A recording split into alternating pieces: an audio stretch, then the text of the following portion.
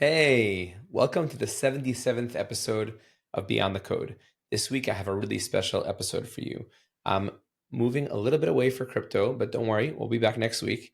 Many of you know that I've spent close to 500 days over the past 2 years in a unique position within the Army as part of my military reserve duty, advising the IDF from an operational legal perspective. And this has given me a lot of really interesting insight into new weapons and warfare in general. And one thing that I'm very bullish on, I mean, it's sad to say that I'm bullish on it, but it's an unfortunate reality of the world that we currently live in, is the defense tech industry. The Ukraine-Russia war and Israel's war on multiple fronts has increased military innovation a millionfold.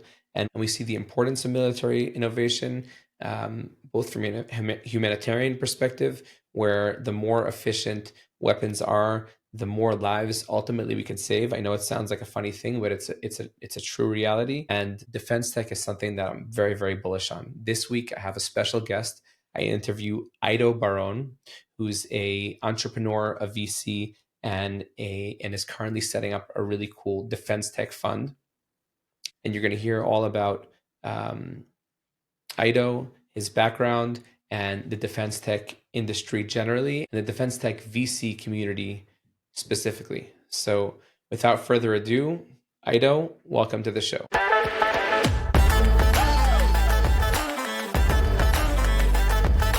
Welcome to Beyond the Code, the podcast where industry experts and brilliant legal minds discuss the impact of new emerging technologies.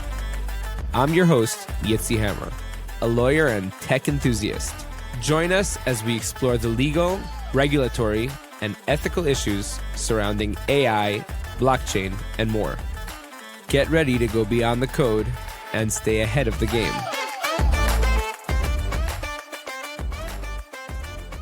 This is my 77th episode, and of all 77, I've never had somebody actually come here to the studio and sit with me. So very, very excited at this opportunity. And I appreciate you making the long trip from 2 houses over. Yes.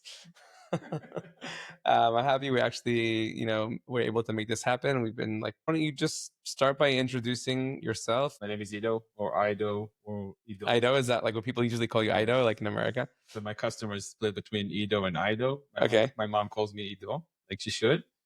And I'm 38 years old. I live nearby the studios of Behind the Code in Modi'in. And I'm father for two. Yali is my older daughter. She's 9. Ariel is my younger son. He's 8. I've been spending most of the last 2 years in uniform as a reserve duty officer. So did you. And prior to that, I've been the chief business officer for a cool startup called XTEND. They hit some highlights lately with the fundraising their B round. I've been early days, I think, like employee number 10 of the company. Yeah. Okay. And then you saw it grow to?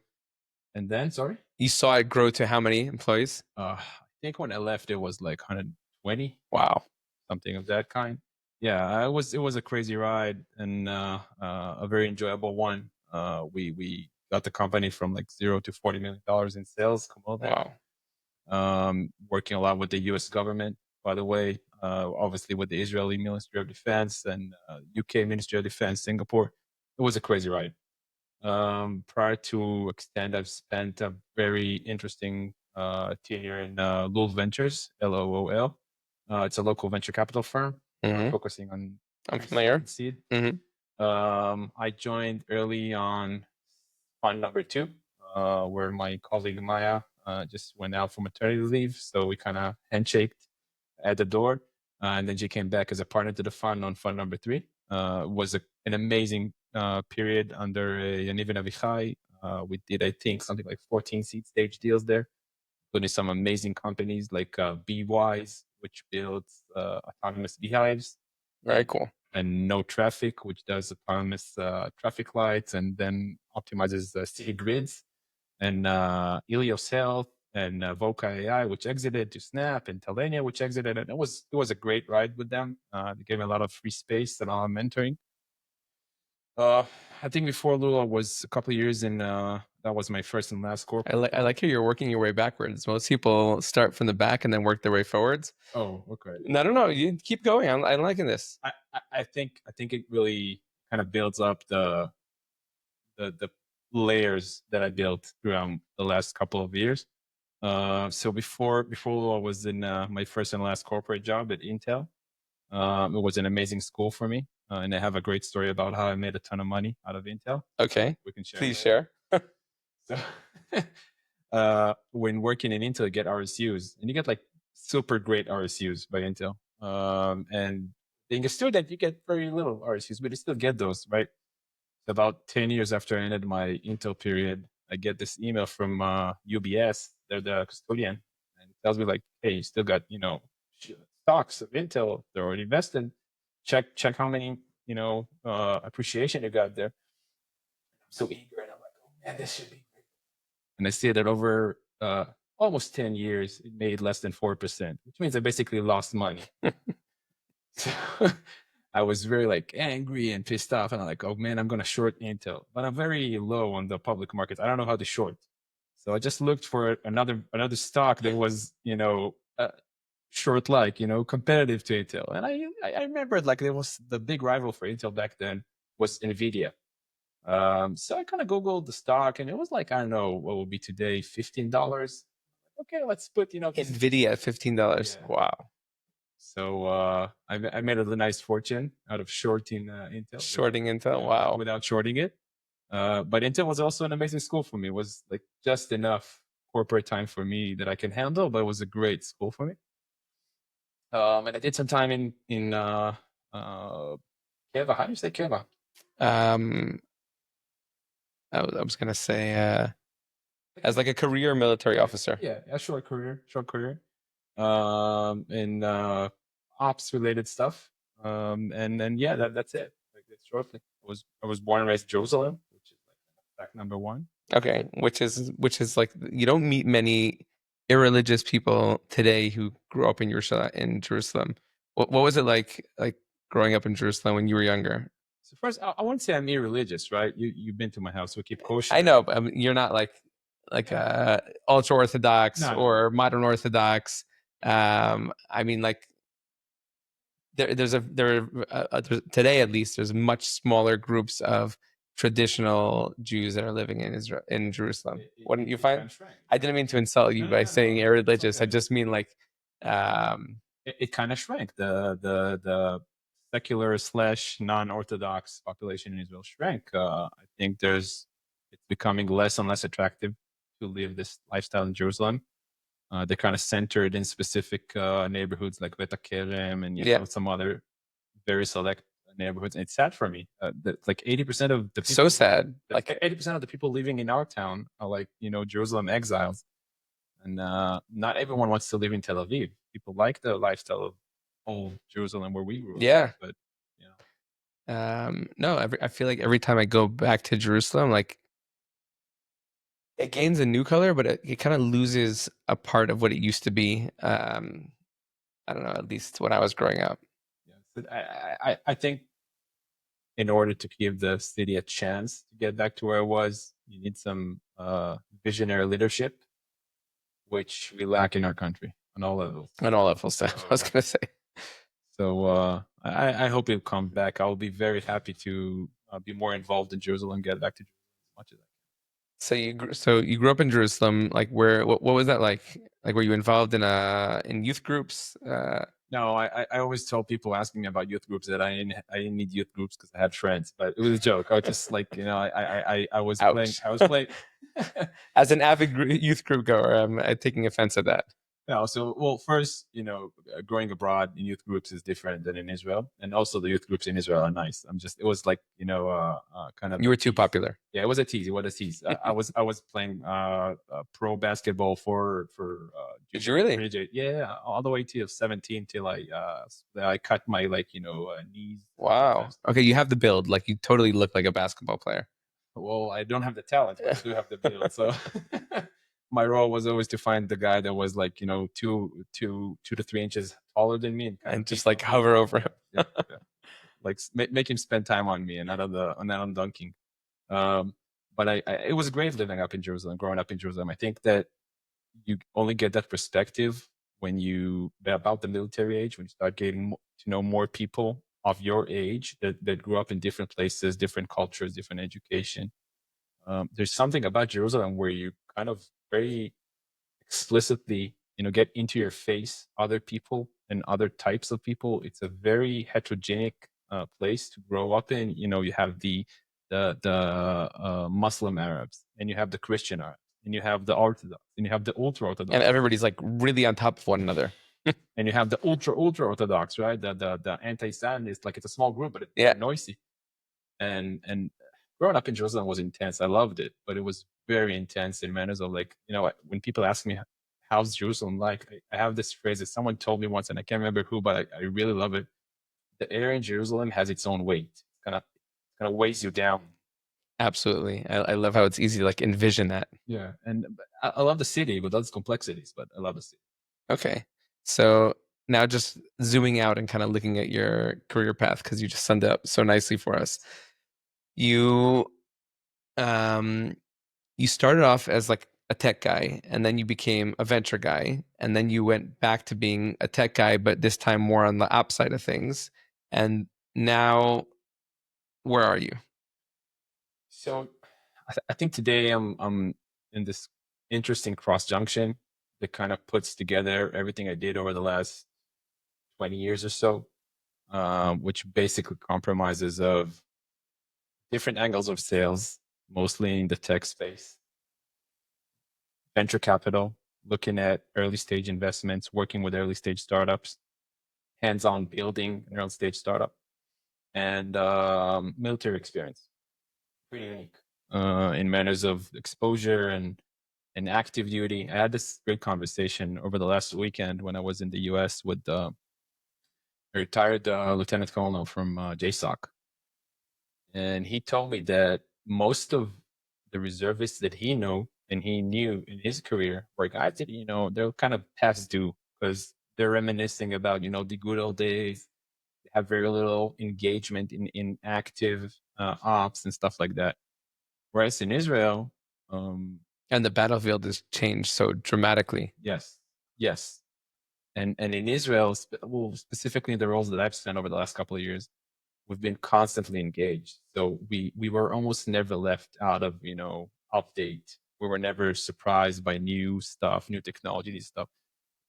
On the contrary, at many occasions, because of the accumulated operational experience, they kind of preferred always giving it to the reservist guys, which at some point even gave some sort of create some sort of separation from the enlisted guys. So I think going back to your question, today I'm at an interesting point because in past years these tracks did not correlate, did not merge, did not converge. VC was a big no-no on defense. They used to say we don't invest in defense, porn, and gambling. That was like the group, right? And working, for tech was not very favorable for people who are on active reserve duty. We all know there's some sort of bias, as a manager. Some select managers are able to kind of get it in, but most managers, it's a drag to have someone doing on senior roles in your company, have them doing 60, 80, 100 days of reserve duty a year. It's hard for any organization. Yeah, absolutely. And being engaged so much in reserve duty also kind of, tempers. It takes you out of your schwung. Yeah, tampers with your progress. So in a very interesting setup, I would say that today I'm actually, in a point where I can help many founders that are now either crossing to defense. They're like tech guys, they're smart guys, they're now crossing to defense. That's one group. The other group are seasoned defense founders that are now much more applicable for the venture capital market. And the third market, the third segment, which I love the most, is helping discharged guys that have no clue what they want to do with their life. But, after being so heavily kind of intervened with the reservists over the last 2 years. They now see all these great options in their life. They don't start from scratch. They don't necessarily go to work for the big defense primes like they used to in past days, right? Israel has a lot of good defense primes, so you used to see. I'm not sure that we're seeing that yet. Are we? Are we seeing that? Like, I still feel like anytime I'm talking to anybody who's interested in going into the defense sector, they're still going to those 2, 3 top semi-governmental owned defense or defense. Look, they definitely have a bias because they always have the head count to fulfill. No, I feel like they also just like acquire anybody who pops their head up. Like, if you have any kind of interesting defense tech, they're going to buy it. So I'm definitely seeing an underlying trend of this. We're shooting in too many directions. I want to make a little bit of order in this conversation. Okay, first of all, why defense tech, and why now?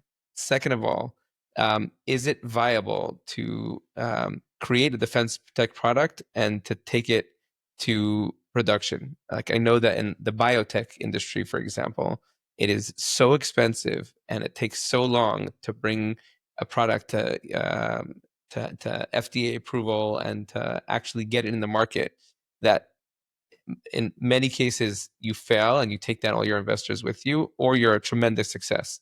It's often said of the defense tech industry that like it's the resources you need to be able to manufacture these things, that the context you have to be able to the rings you have to go through to be able to sell these products to governments makes it nearly impossible as a startup to get there, and which is why to date you've had like Elbit and Rafael and these other companies that just like yeah, you're not going to make it, I'll give you a few $1 million and we'll take over for you. Okay, so I think that again, I will break it into a couple of segments. This is how my head works. That's fine. I'm very segment away. So you asked me what am I doing today? I'm my main focus today is on venture building in the defense tech space. I'm working with founders both on ideation. I'm investing in pre-seed stage companies. I'm supporting those founders after investment and prior to investment in product validation, market validation, building the go-to-market plan, their business development strategy, building the 3, 5, 7 year high-level strategy and manners of export, market selection, product orientation, and basically trying to reduce their daily 1,000 decisions a day for startup CEOs, I don't know, to 900 decisions a day. I help them with vetted vendors. I help them with, export strategy. I help them with making sure that the product they're building will not hit the procurement wall in 2 years. I help them by selecting the first go-to market that's abroad. Could not definitely US for everyone. It sounds like a trivial answer, but some markets are better off with NATO, Netherlands, Germany, UK. Some markets are even better off starting off, with the Gulf region. Some would be best in Japan or Singapore. So a lot of decisions that you need to be aware of, even if you don't decide, and even if you decide and change it later, you need to be aware of them early on. Because in defense tech or in defense industry, mistakes accumulate a lot of interest on the early stages. If you're building an app, if you're doing something that's pure software for the B2C market, or if you're building enterprise SaaS and you have your design partners, a lot easier to shift. Startups are hard at any sector and its stage, but a lot easier to shift or pivot. In the defense market, because the money meets you early on, the chance of because of the way that defense contracts are typically structured. Yeah, we'll cover it in a second. So I would say that defense is probably one of the segments that you can meet serious money the earliest, and it's a good and bad because it makes you kind of run down a trail where the money hits you, and not necessarily this trail is good for you in the long term, in the 2-3 year term. Defense is very good in funding early R&D. There's like dozens of global agencies. Our local Mafat has hundreds of opportunities, and I think they have like 6 or 7 established tracks for startups. It's probably also a drop in the bucket also. Like when you look at the defense budget and how much is spent on every daily, during wartime? Like, what is it like to throw a few $1 million at a startup, Nothing. see if it sticks? It's nothing. It doesn't even like move the needle. It's nothing. And smart countries in the last couple of years really boosted the procurement capability for these guys. It's not the budget as the procurement capabilities. Governments are bad at procurement. So if I'm looking at the US, So it's like privatizing the defense sector to a certain yes, extent. yes. You look at the guys working today in these agencies, they're very much not the classic, bureaucrat. They're public servants by heart, but they're not bureaucrats. If you look at the US, UK, Netherlands, Israel, definitely, Singapore, the last couple of years, all of these countries are now one step ahead. Australia, because they took full shops end to end, and they told them, okay, your mission is to just push as much innovation as you can forward. We're accepting the fact that most of them would fail, but we need some sort of innovation. Like a fallback plan, basically. It's not a fallback plan, but it's kind like of assuming that government is inefficient in doing these things. So like let the private sector run in multiple directions and like assuming that one of them is going to stick. Yes. And it's also a parallel track because if you take example of great, world renowned companies like Rafael, build Iron Dome and Lockheed Martin and all these great companies, right? They build amazing, unthinkable technology. But for Lockheed Martin to now go on such like this kind of a niche, they need such crazy overhead that it can never be funded the way a startup can be funded. You give a startup $2 million, they're gonna, chew their nails off to get it done. You give Lockheed Martin $2 million, it doesn't. It's gonna pay for lunch. Yeah. So there's a lot of synergy there on that manner, and I think that it creates both a positive and a risky signal for the startups, because if you're a 3-month-old startup and you're pitching your idea to one of these R&D agencies and they're down for it and they're funding you $300,000 for a mock-up or a wireframe, and it doesn't even have to fly or shoot anything, you just put it on the table and show how you're going to build it, and then you're awarded $300,000 and it's amazing, and investors are like, oh, I'm Warren Buffett, and then you get the second contract, and now it's $1.5 million, and it might be even bilateral. The government, the U.S. government, the Israeli government are funding it bilaterally. It's amazing, right? And the next program would be $5 million. But so, what's the downside in that? The downside is that one, you become addicted in your culture to R&D. Like you're not developing until the stage it's good enough for engineering, because you keep leaving off these R&D contracts. If you're not taking a bold decision as a company to either fund yourself or to say, hey, I don't. But your customers are going to get fed up. Your customers are funding the R&D because they're looking for a viable product. Like surely you want to deliver on that, no? Well, it's a procurement question. These customers can only fund up to a certain scope, up to a certain level of maturity. They cannot take you all the way. They cannot hold you hand to hand until your program of record, selling for hundreds or tens of millions of dollars. Most of these agencies are. So what's in it for them if they're not taking you to the end of the direction? That's what they're paid for. They're hired for it and they're paid for it. And they're paid to get you up until the seems inefficient. Well, in some cases it's inefficient, but in some cases it's really efficient. I've been working with an amazing R&D agency called IWTSD.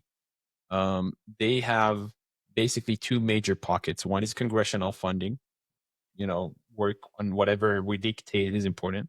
And one is bilateral funding. It's also congressional, but it's colored bilateral. So they have to work with Israel. This agency, over the last, I would say, 15 years, took many crazy bets on startups. They started off on a very low TRL. TRL is technology readiness level. And I can't count it, but I know personally at least 5 products that they started from, wireframes and scratches. There are now programs of record. The Army took it, SOCOM took it, the Marine Corps took it. So that's a great success for an R&D agency. They were able to pick the right contenders. They were able to beat them hard enough for them to build something actually working, actually viable. And they were able to kind of build it long enough for it to be a viable solution for the Army or the Marine Corps to later say, okay, this is great. Now make it do 1, 2, and 3, and we're going to buy 10,000. That's big. Very cool. So that's the sunny scenario for these early R&D funds. The rainy scenario is, let's say the Marine Corps is not adopting, right? Now your investors are already accustomed to this $2, $3, $4 million a year, maybe more sales. It's not really sales, right? It's purchase orders. It's non-recurring engineering NRE. Um, but bottom line, you're a money generating company, and let's say you worked on something for 3 years, and now the Marine Corps says, okay, well, it's cool, but we picked something else, or it's cool, but this program is now eliminated. What do you do now? Just for example, the Trump administration, I think it was part of the Dodge case, but I'm not sure. They kind of wiped out a full program called FTUAS, Future Takeoff Unmanned Aerial System. This program was multi-year funded. It was in the budget books of all the right players. It was congressionally approved, and it started from like 25 contenders, selected down to 10, selected down to 3, and these 3 companies, or 10 before them, they were built sole purposely to compete for this program, and they were already seeing that pot of gold at the end of the rainbow, And then the Doge came in and snatched it away from them. yeah.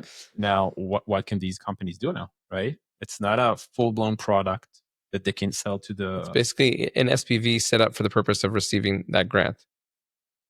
Look, it's real companies with good tech and good products, but the products never made it to scale. The products never made it to that point, and their whole promise to their investors was... So there's probably acquisition of opportunities here, no?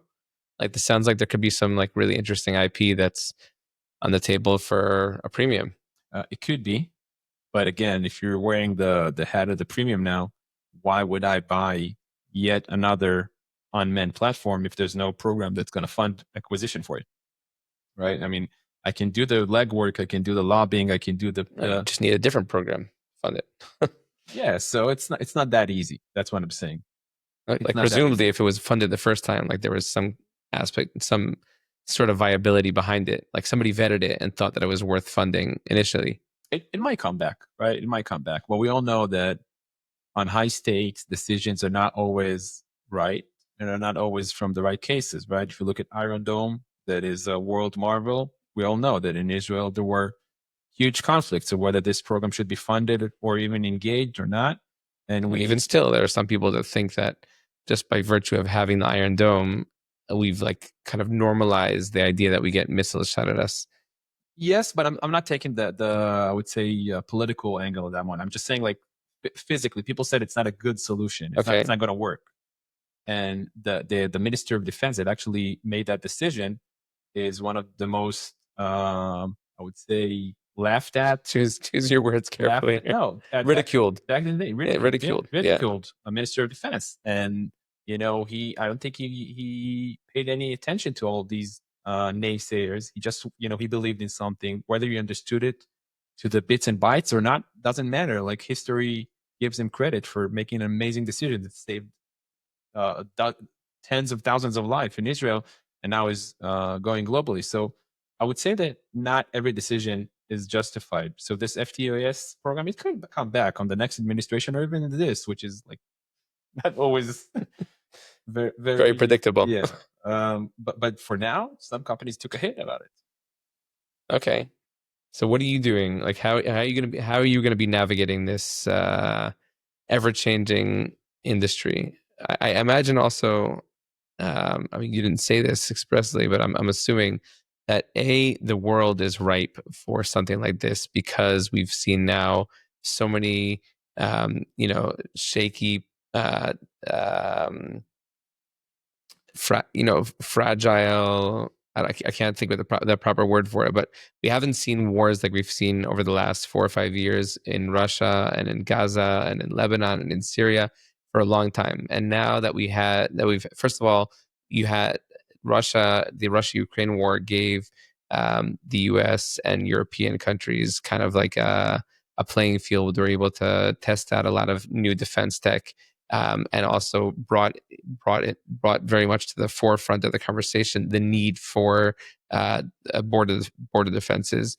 And obviously your own personal experiences during Swords of Iron, doing shit ton of reserve duty over the last 2 years, I imagine has opened up your eyes, both from an ops perspective and as from an investor perspective, to a lot of new conviction in the need for defense tech generally, and continuing to fund our defense and defense of other countries regionally. So, how do you think that's going to shift the defense market? So I think a couple of things are going to happen now. I have this like research that I've built with my best friend Gemini, and I can share it with you. But a lot of plates of the earth are now moving, right? And these shifts, these tectonic shifts are new things. If you look at NATO, we all heard about the 5% pledge of all NATO members to pledge 5% of their GDP to defense budgets by 2030 or 35. But just a curiosity, what percentage of our budget goes towards defense? Israel? Yeah, I don't know, too much, probably, right? But like a substantial amount, no? Yeah, Israel is a crazy anomaly. I want to take Israel as a reference for anything. I don't know, but it definitely pays off. Well, man, depends on when you ask the question. October 7th at 10 a.m. October 7th wasn't a lack of defense funding. It was just it was the wrong perspective. I'm not saying it was lack of defense funding. I think in many cases in Israel, I mean, we're not talking about Israel, but I guess we are for a minute. In many cases, like the exorbitant amount of money that goes in defense finds its way into other areas as well. Like the education in Israel is like notoriously poor. Like the education system really sucks here in Israel. But in some way, I think the army educates our kids where the education system doesn't.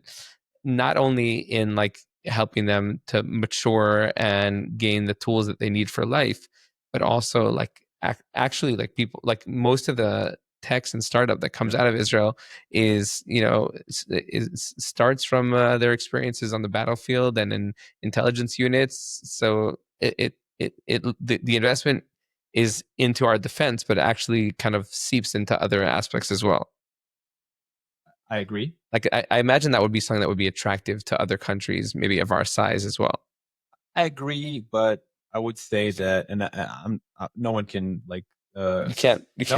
No one suspects I'm a pacifist, right? I would say that as a taxpayer, which pays a lot of tax, I would prefer to live in an ideal situation where my tax dollars or tax shekels are not going into bombs and more tanks. Like I prefer it to be going to my kids' education. I prefer it will go to give better opportunities to kids that are less fortunate than mine to be, raised by strong families. But this is like, dreaming, right? Daydreaming. Specifically over the last 2 years, we don't have any luxury of reducing our defense budget. I do think that the system could be much more efficient with what it gets. But to go back to the point I started saying, so NATO countries now pledge to attribute 5% of their GDP to defense budget by, I don't remember, it's 2030 or 2035, it doesn't matter. What really interesting for me is that in 2021, we had only 6 NATO members that attributed 2.5% or more of their GDP to defense. That's in 2021. In 2024, you already had 23 of those. So 4 times the number of NATO states that have crossed that 2.5 margin. Japan, the ever peace-seeking country since World War II, right? Over 3% already. Poland, I think for some parts of 2024 was the most rapidly acquiring armament country in Europe. Look at Germany. So why do you think that is? I think that people understand that counting only words is not a stable situation for the long term. And I look at Germany after second place after the U.S. in World War II. They were the best country worldwide in production capabilities. Now, obviously, when you're a dictatorship or a fascist dictatorship, it's easy to allocate resources. But fact was, they had the second best in the world production capacity. Today in Germany, I read this research that if they keep on current track, it will take them over 20 years to catch up with Russia's production capacity. Again, Russia is a dictatorship, so they have luxuries that we don't have as Western countries, but it's crazy. Look at China. China has a 200x production capacity over US for water vessels. 200x. So even if the DoD decides that tomorrow they're going to manufacture water vessels day in, day out, the Chinese has a 200x.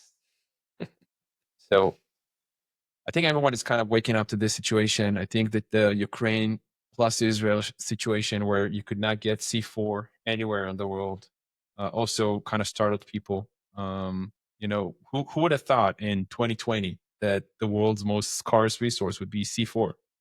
Right? It sounds ridiculous. It sounds primitive.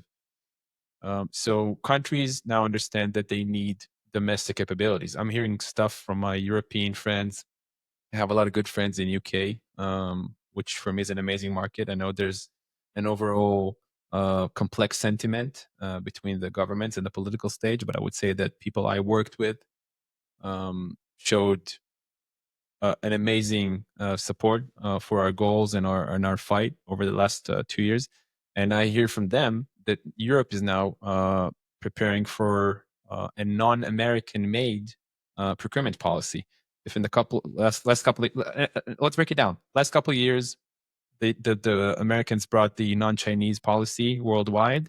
The Western world kind of followed, and for us, it was a great advantage as Western world companies that to be able to provide non-Chinese bill of materials products. Today in Europe, because of the instability and their concern that they might be blocked out of exports from the US, I see in my own eyes many tenders going out.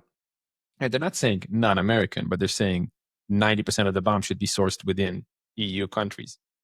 Wow. Okay. Did they have those capabilities? So they're building it. They're building it. I was talking to a very senior. What's like a Europe first approach? Yes. Yes. Fair. Look at Macron, right? Obviously, there's cynical financial tributes to it, but Macron is going full blown on this thing. Trump now offered to supply Ukraine with shitload of army toys to be acquired by NATO members, so they can chip in the. So is Israel going to end up being the US's number one customer for defense materials? I'm not sure. Like if Europe shuts them down, they're not. I'm not sure. I think we're too small for that. I think we always have like the best in breed, but we use more than anybody else. Yeah, we're a savvy adopter. I'm not sure. I think that size matters. We're very small in size, and you have some tier one users for US technology. The UK is probably getting access to stuff that we don't or officially don't. Or the UAE. Yeah, the UAE, I don't think is getting access to stuff that Israel is not getting at the moment. And again, the UAE is also playing this balancing policy of not being too dependent on one specific administration, because they're also working with the Chinese for some scopes. They're also working with some Russian made inventory. But bottom line, I think everyone understands now that the critical need is for domestic capabilities. If you can't build everything, but you have to build something, right? Even in Israel, we're getting an amazing support from the US. I think after the Iranian war, it's been ridiculous to kind of count it off. But if you look back 8-10 months ago, we were semi-embargoed by the Biden administration, right? Yeah. And real war decisions were made under the assumption that this embargo might continue under the Harris potential administration. So I think everyone in the world now understands that domestic capabilities, production, and manufacturing and innovation is critical. And I think that is a big driver. And I'm kind of jumping ahead of myself, but people usually ask me when I have these talks, okay, so today there are a lot of wars. Let's say in 2 years, everything melts down. Everyone comes back. They want peace. They want, funding to be better. And what stops this trend from just, halting? The amount of production facilities, the amount of national infrastructure, the amount of jobs that governments are now piling up due to their defense investments, is nothing that any politician would be willing to kind of write off the second, the wars stop, because it's jobs, it's production facilities. Think about it from a national standpoint. A lot of investments to it. During World War II, like everything came to a standstill. Everybody was either drafted, their factories were conscripted, and they, all resources went to building for the war. And yet, when the war was over, all that came to a stop. So that's a good comparison.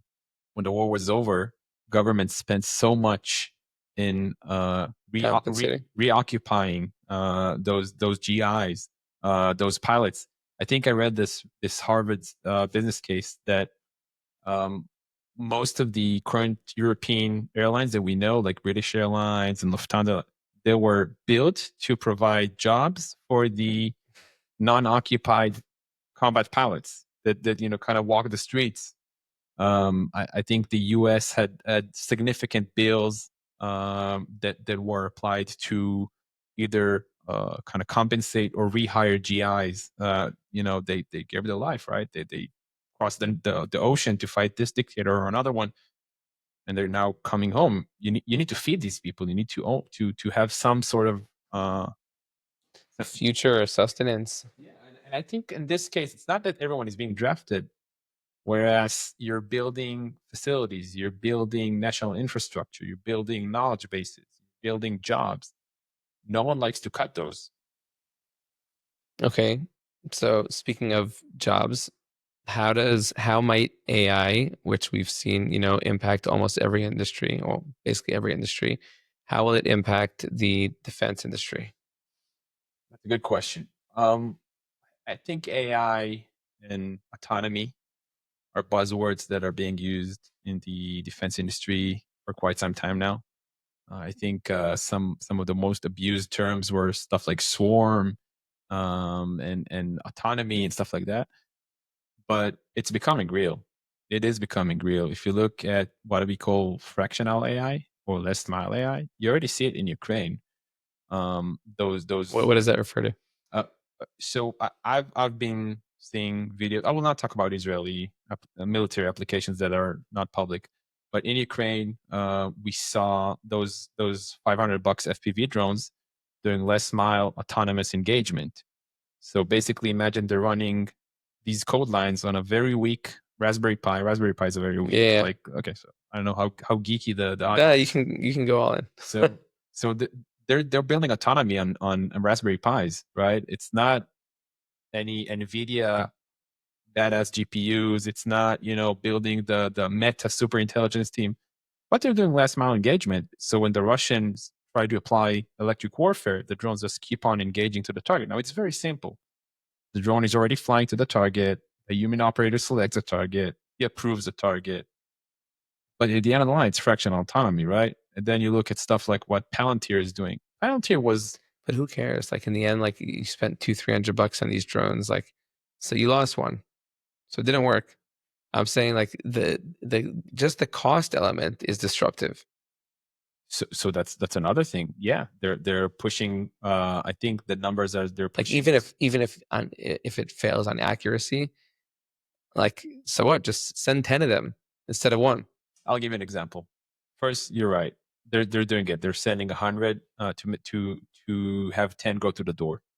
But the recent publicly acknowledged spiderweb operation, the Ukraine stuff that they kind of pushed trucks. I've had my head like deep in Gaza. I haven't had enough opportunity to get into Ukraine. You're probably the only guy that haven't written a very informed analysis in LinkedIn, because everyone apparently were in the depth of this op. Ukraine pushed a couple of trucks into Russia, covered trucks. Okay. Those trucks kind of popped their roof. Drones went out of the roof. And awesome. With small, these size of drones, they just killed endless jet fighters and like strategic bombers and stuff like that in Russia. Wow. Way deep behind enemy lines. But fact be told, each of these drones had a human operator flying it. Now, imagine you can do it based on AI, right? The operational capability is just uncomprehendable. But I'm sure that exists already. Like it doesn't. I can't imagine that it's that difficult to program that. There's challenges. I can say that, I'm familiar with Just the drone industry yeah, intimately. I'm familiar both as a user and as a builder. Some of these capabilities are there, but it's very hard on scale, making it robust, different weathers, different lighting conditions, different, a lot of stuff affect robotics at the edge. But I think that this is one element, right? And I think it will start from not fully taking humans off the loop, but keeping humans on the loop, where single human can kind of command A swarm of. I hate saying swarms, but yeah, I knew you were gonna pose that. a swarm, a flock, a company, a group, whatever, but like more than 1-to-1. Today, we're kind of limited at one operator flies one drone. The big scaling would be one operator controlling multiple robotics, not specifically drones. And the end state would be that these robotics will not have to have a human actually babysit or guide them. I don't think we're there yet at the mass. Some edge cases, crazy stories might, but at the mass we're not there yet because autonomy is hard. Look at the automotive industry, right? People have been promising us level 5 autonomy 10, 15 years ago. It exists, just not at scale yet. So this is a good comparison, right? This is a good comparison. I would say that to some extent the military industry is more forgiving, and to some extent it's really not forgiving, because you're putting bombs on stuff. So also, like, people die. Like, yeah. if you have an autonomous car go out and kill somebody, that's it. It's finished. You have to bury the program for at least 10, 15 years before you can even have the conversation again. Whereas, like, with defense tech, like, if somebody dies, like, oops. No, I don't think it's oops. It's oops if by lucky chance it's a very bad guy. But if it's one of your guys, if it's one of your guys, it's a different story. so But like, safety assuming that you're important. using these things as weapons and the intent is to kill, so you Yeah. kill one less, you kill one more. Again, if you're killing bad guys, no one really cares if you killed the right bad guy, right, to begin with. But if you're either hitting your own guys and there's a safety issue, Or civilians. or you're hitting civilians, or you're hitting something you don't want to hate. You want to hit. You have rules of engagement. Every military have their own rules of engagement, right? For a reason, because if we don't have rules of engagement, we're barbaric, right? We got to follow these rules, and you want to make sure that the system you're kind of sending off autonomously to do its mission follows those rules of engagement. Absolutely. So I think that going back to your question about autonomy, I was very focusing on robotics, but there's a lot of other stuff that I see AI and autonomy flourishing into. One of the companies I work with apply amazing AI twist on spectrum analysis. There's shitload of RF sensors in the world, and it's very hard to read. It's like reading Beethoven level, music. It's very hard. They applied this system that kind of reads it for you and dummies it down so people like me could say, hey, this is interesting. There's something new. There's an emitter that shouldn't be there, and it's behaving like this or that. I'm working with an amazing company that now applies AI to edge platforms. Now they're doing it like as edge AI and not centric. What does that mean? Edge platforms. It means that you can naturally talk like we're briefing each other. We've all been to you and me. We've been to military briefs, right? And the lingo is semi-free, but it's very structured. But you usually know exactly what the other guy wants. So they applied this system that allows you to kind of talk freely into machines, or big UAVs or stuff like that. They understand the mission. They break it down to sub sequences and sub algorithms and sub protocols. Wow. And I just saw their demo. They're talking to a system, and he's like, okay, look for people in this region.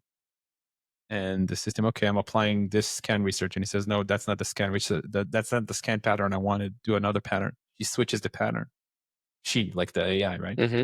And then she finds it finds, in Hebrew it translates better. It finds the human, and it just keeps tracking it, and it provides a specific identifier for that human. So if another platform now wants to acquire that target or to hit that target or just pass it along between, it has specific features and specific attributes that the machine can learn. Wow. And the machine, instead of like, giving you a prompt back, it just talks and says, hey, I found a guy that matches these and these attributes. It might be this and that because I cross-reference it with your database. Do you think we should follow? Do you think we should engage? I recommend too. And then all of a sudden you have an assistant that's working with you. Drone pilots usually do 6 to 4 hour mission shifts because it's very intense. The mental resource is very demanding. Sometimes they finish a mission all sweaty, physically agonized. Imagine you have a drone pilot that could do like, I don't know, endless hours, but be Without taking an emotional intelligent. toll. Yeah, but also be intelligent, not just be automated, right? Automation is not autonomy. It's very different. So a lot of cool stuff I see now. Wow. Yeah. Give me a lot of food for thought. Okay. So are you raising a fund? I'm raising funds. Funds. Okay. I'm raising funds. But are you setting up a fund you're doing it through a fund structure? Well, we're now optimizing I would say the tax and financial best structure. It might be a fund, it might be a holding company. Okay. I think But you're raising money to Yes. invest in defense tech startups. I'm raising and I have raised. I already have committed capital. I already have early backers. I've deployed 4 investments over the last 6 months. The largest was deployed, I think, a month ago during the Iran war. Okay. It's an amazing story. You want to share about the target, or it's still anonymous? They're still, but I talked about them over the last couple of sentences. Okay, cool. So I think they're just going to blow up. Just give you the timeline for this company. We had our investment committee on Thursday. Who's we? It's you and It's me and 2 guys from my investors. I don't think they want to go public at the moment. Okay. They like to keep their profile low. Brilliant guys, self-made, managing their own couple hundreds of millions of dollars. And they were looking for a while to start engaging in defense tech. They got 2 recommendations about me. We dated for a while. We call it like porcupine dating, where everyone is kind of taking their time to find the right fit. But I don't know if that translates well from Hebrew. I hope it does. No, but I'm just imagining these like porcupines like circling each other. But we kind of shook hands and we said, okay, this is what we're going to do. We have a couple of $millions that's committed up front. We have our framework of who we're going to try to invest in and how much. On Thursday noon, we had the investment committee. An hour later, we told the guys, okay, we're good. This Thursday? No, like a month ago, right? That was the day the Iran war broke.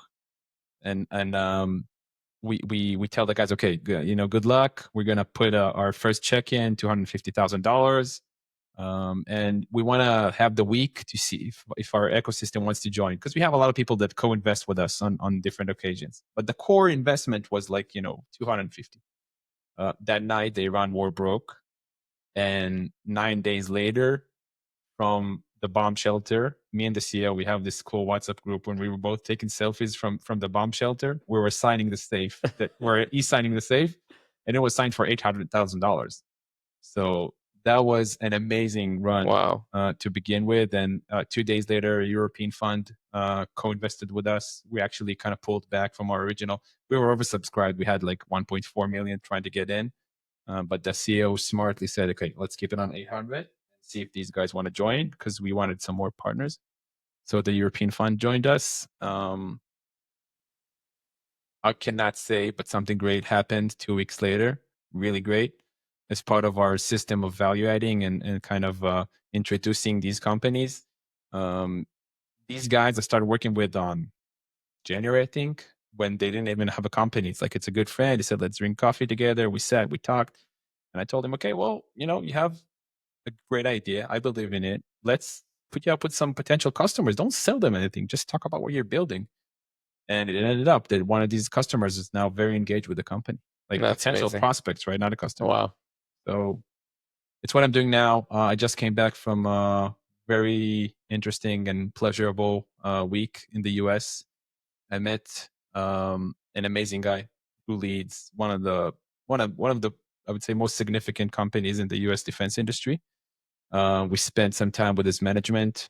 That's after multiple talks over the last couple of weeks. And we're now progressing to more advanced discussions. Met some other investors. The appetite is real.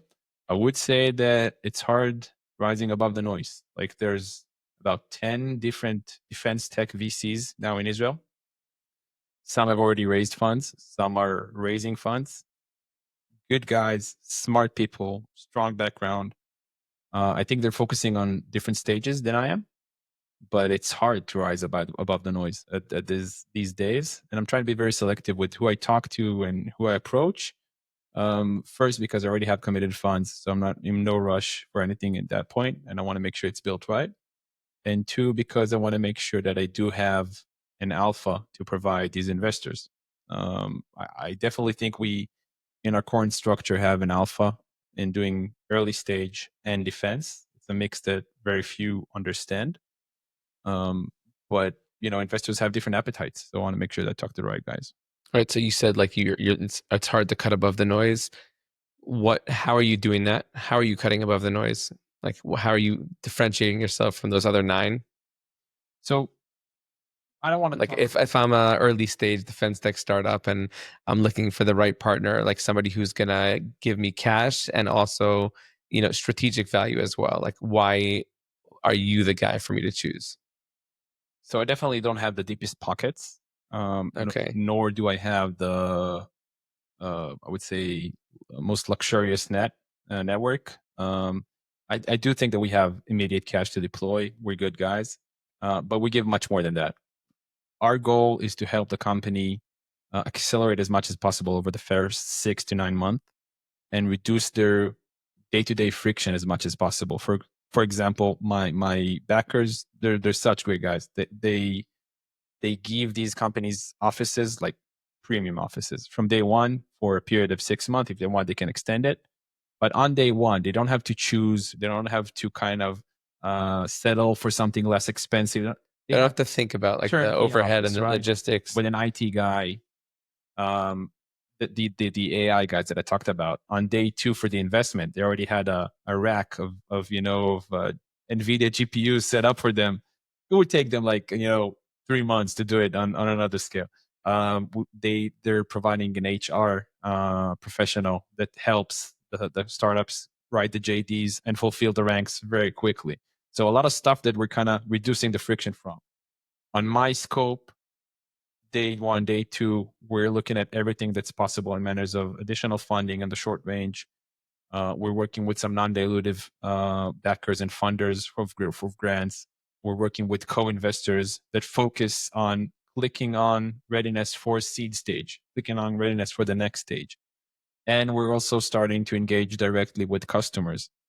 Again, we're not trying to sell anything at that stage, but defense sales is a long cycle. So actually we are, right? We're telling them we're not selling anything. We just want to share the product. If they're in, great, it converts. If they're not, we're getting slapped in the face, and it's good because you go back to the drawing board. Yeah, it's an early slap, right? So we're talking to, I would say, the VP director level at as many prime defense companies we can. We try to make sure there's an actual problem that we're solving, that it's not cool tech that we're trying to convince someone that will have merit. And we're talking to as many captain, major, lieutenant colonel ranks on all these R&D agencies that I mentioned before. I love generals. I have some friends that are generals, but generals are not good validators for this kind of a thread. Generals come later when you need someone to bring the hammer down. I'm a big believer in bottom up and top down sales approach. That's where generals fit. They won't give you a good product design answer in most cases. Very cool. Can you elaborate on that? Sorry, I'm not a sales guy. The bottom up, top down approach, basically like just crunching from both sides. Yeah, I have a good example for you, right? Okay. Let's say your lovely entrepreneur daughter wants you to buy some equipment, right? She will have to justify the need. Let's say it's significant fund, right? She will have to justify the need, and she will have to justify what you're going to do with it and commit, right, to certain what you're going to do with. But it will be a lot easier if she convinces your wife that it's required, right? And then you'll hear it from both angles. So that's a simplified example, but in the defense industry, whatever, in any bureaucrat or enterprise industry, you have to have the grassroots demand, the bottom up demand, the people that actually will use it. So you start from the grassroots and then Almost at the same time. okay. Almost at the same time. We start from the grassroots. We talk to the actual users. And then you speak to the general, and he's hearing it from below and from you. So it's like, oh, No, so the general, we're bringing our own generals. They're speaking to their general friends, and then that lieutenant colonel guy, he will hear it both from his users and from his commanders. Now, if he hears it only from the general, yes, sir, and he will kill it in red tape. It will never happen.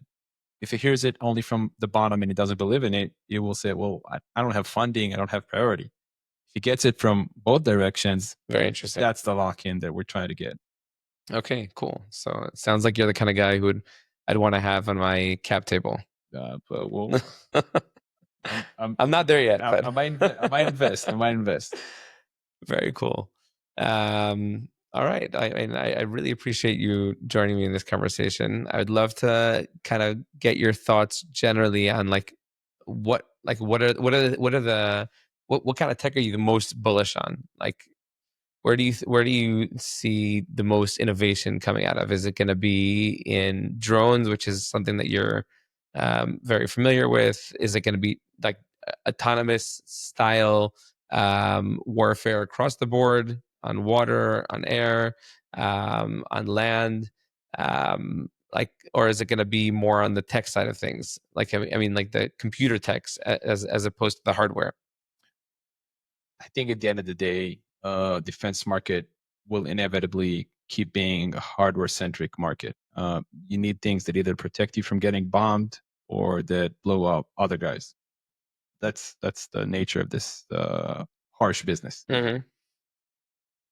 So definitely software has a much bigger place now in the defense landscape, but again, it has to match up or comprise with. It has to support the hardware at the end of the day. Yeah. When I talk to cadets at officer school, I keep telling them every recommendation you give, it has to sum up to like coordinates where a bomb would fall, or to an alert for your blue guys, to kind of duck in place and not get hit. It's simplifying, but that's the gist of it. I think that some spaces are already very saturated. I think Israel is an amazing drone country, but this has become a very red ocean. Great contenders, great players. I think in the drone industry, it will roll up to production and manufacturing capabilities, and it's already a bloody price race to the bottom. So I don't think that unless I see something that really changes everything we know, a new drone company would be what I'm following. I think some other segments or markets are more of a blue ocean-ish at that point, whether it's the maritime space, whether it's the sensor space, a lot of stuff that are not common knowledge or not common practices like RF, lasers, photonics, materials. There's a lot of space for innovation from those spaces. One of the companies I work with today is a company that has been based on a decade of academic research, then another 8 years of deep R&D funded by the world's best deep tech founders, investors. And they're building both a SWIR sensor and a laser. SWIR is shortwave infrared. Now, they built the whole company for automotive. And now they see such a tremendous opportunity in defense. And everything we hit just hits us back. So a lot of stuff that usually was or traditionally was not built for defense is now pivoting to defense. And I think that above all, I'm not trying to focus on specific technology spaces. I mean, I do have stuff that I less think are venture material. Mm-hmm. Could be great companies, but not venture material. What I'm trying to do is focus on the teams. Now, this is a classic VC cliche. I knew you were going to say that. It's a classic VC cliche, but basically, if you sum it up, and I will quote one of the founders that was talking to me last week when we had a long drive. He told me that startups either are solving a technology problem or a business problem. And I think that knowing how to solve business problems in the defense tech is a scarce capability. You need to understand so many different things. There's so very little playbooks in the defense industry. I'm not diminishing or kind of conning off anyone, but cyber has its playbook. SaaS has its playbook. Fintech has its playbook. You have guys that have been professional CROs and pivoting every 2-3 years from company to company and applying their well-crafted, well-earned playbook, and it's working on every company, right? I think it's not there yet for the business industry. And if you're good at solving business problems, I think you might have a very significant advantage in this market. If the tech would be good enough and you're a very good business problem solver, you have an advantage. Obviously, if you're building unique tech that is unmatched or that has very rare talent pool to build it, again, you're in a good position there. Very cool. If people are listening and they're interested in getting in touch with you, either for you to invest in their company or to contribute capital that you're not looking for, what's the best way to get in touch with you?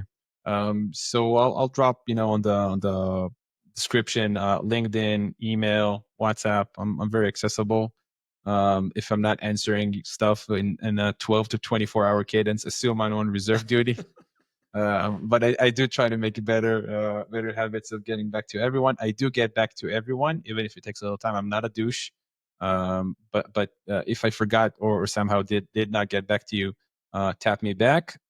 One small disclaimer: that does not apply for people trying to sell me services over LinkedIn. I do not get back to those even on the 5th time. Or on any other platform. Yes. But I'm very accessible and I'm happy to talk to people. No strings attached. I'm not these kind of, schmoozers that would kind of hand you over the invoice at the end of the 45-minute coffee. Let's talk. If I can help you, That's only after the second coffee. Yeah. But seriously, if I can help you, I will help you. I can tell you that, on top of these 4 investments, I've been working closely with another 4 companies. Just because, they're good guys. I told them day 1, I'm not going to invest. Told them either on day 2, why? But, as long as I can help good founders on an important industry, I'm happy to do it. Very cool. Ido, thank you so much, man. This has been great. Thank you. וואי, איזה מלך אתה.